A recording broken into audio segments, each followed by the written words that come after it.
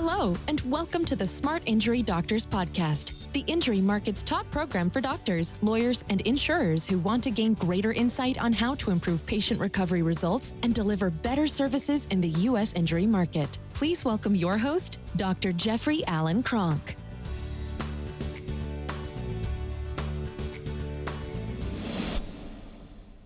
All right, today what I want to talk about on today's program is I want to talk about what is the number one thing that attorneys are looking for in a deposition? What is the number one thing? I'm going to tell you right now, what is the number one thing that causes you to have just an awesome deposition or a trial? What is it that you can actually bring to the table that allows you to have an incredible experience, allows everyone to have an incredible experience? Because you got to remember, when you're in a deposition or you're in a court trial, you're there not to do nothing other than to tell the truth as you know it. That's what you're there to do. You're there to tell it the truth as you know it, as simply as you possibly can, so that people can understand it, so that it communicates. Today, a lot of times what doctors and what occurs as a deposition or a court trial is a lot of non-communication. In other words, where there's so many technical terms and so many different things that people are trying to explain it, nobody seems to understand exactly what's there. In a deposition, anybody who's dealing with a deposition, there's one thing that you want to bring to the table, and that's very simply certainty. You want to be very, very certain. So let's understand what the word certain means. It means absolutely confident as to the truth or reality. Definitely settled so as not to be variable or fluctuating. Right? So there's a lot of things in injury work that come up, like, how do I know that this injury was caused by the accident?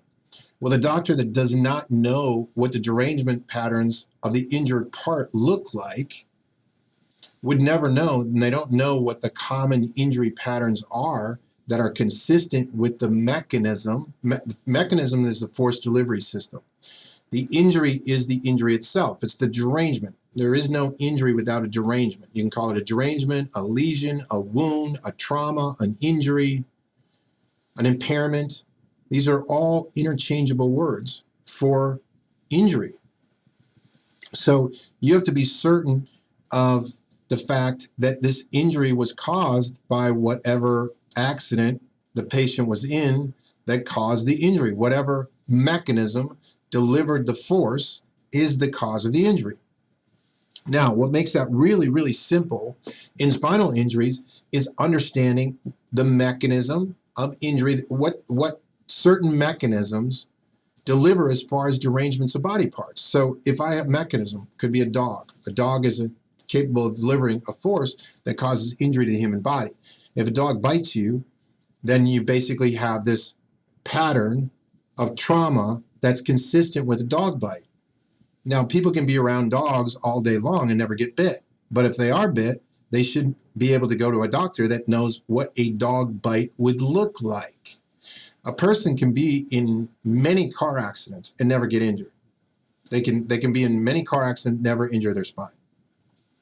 All right. But if they do injure their spine, the doctor ought to know what these injuries look like.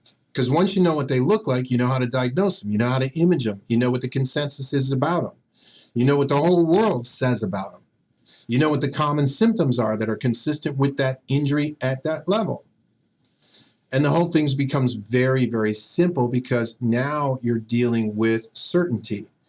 So there's one thing that makes you highly certain, and that is competency on your own subject. That means that you really understand your own subject, and part of understanding the spinal injury subject itself is you have to understand injury, or you have to understand imaging.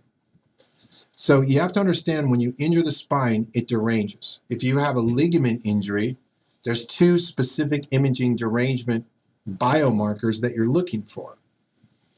You're looking for one, the worst thing that you would have is excessive motion. Excessive motion could be in back and forth translation motion, or it could be in angulation motion.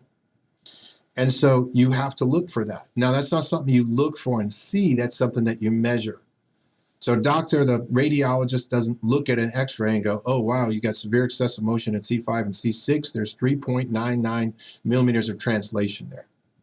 You don't look and see measurements, right? You don't look at a spatial relationship and say, oh, wow, I need 2.6 millimeters of putty here in order to fix this. You measure things. Spatial relationships, you measure things. So you measure excessive motion. Now, you could also, in the motion units that have discs, you also could have disc herniation.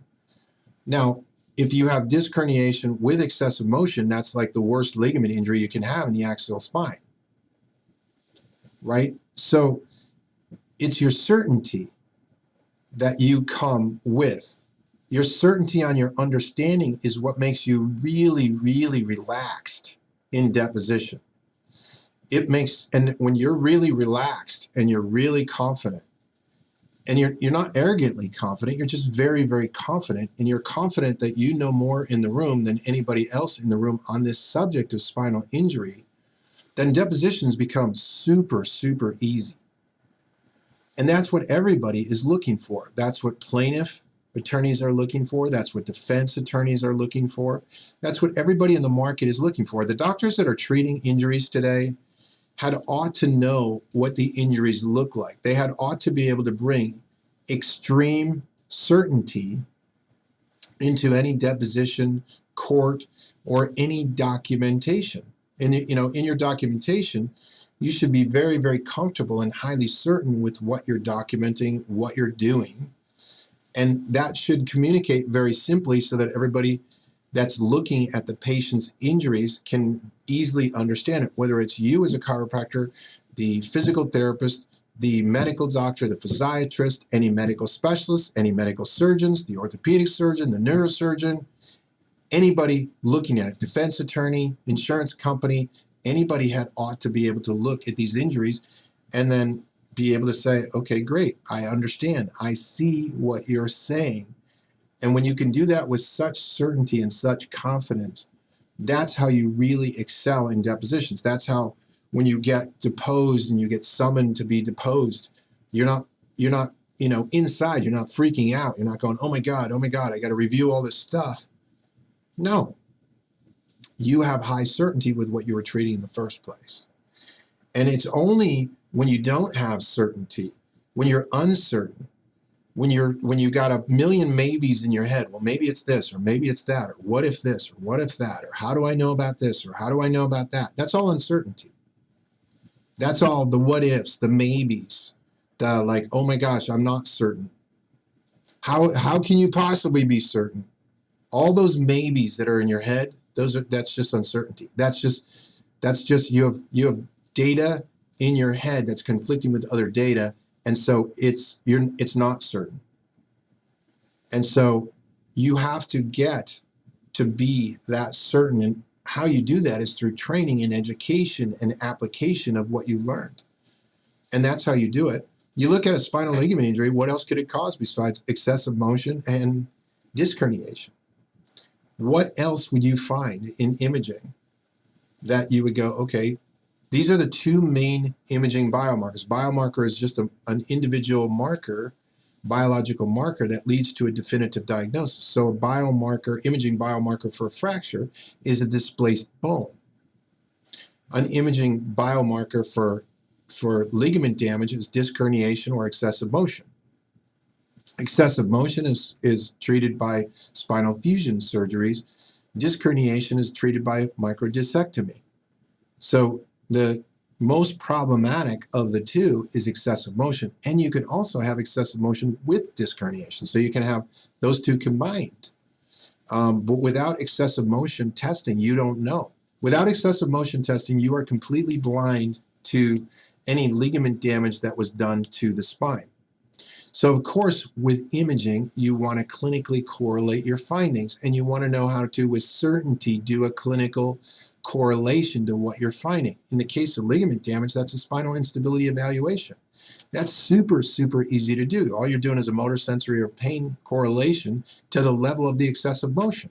Excessive motion, say at 4 and 5, creates a, you know exactly what nerve would go through the 4-5 motion unit, would be the 5th cervical nerve. So you could do, say, a deltoid motor test. You could do a pinwheel test on the side of the arm at the dermatome level. Or you could clinically correlate to the mid-cervical area as, okay, this area has pain. With pain mapping, that correlates to a C5 pain area. Pain mapping would be the least sensitive or the least precise of the 3 ways that I just said, but you got to remember, spinal instability, you got to have a motor, sensory, or a pain problem associated with that level. And so it's very easy to do that. This stuff is not rocket science. It should be universally taught in every single chiropractic school in the country, in every single medical school in the country, so that we can have standardized procedures within the professions.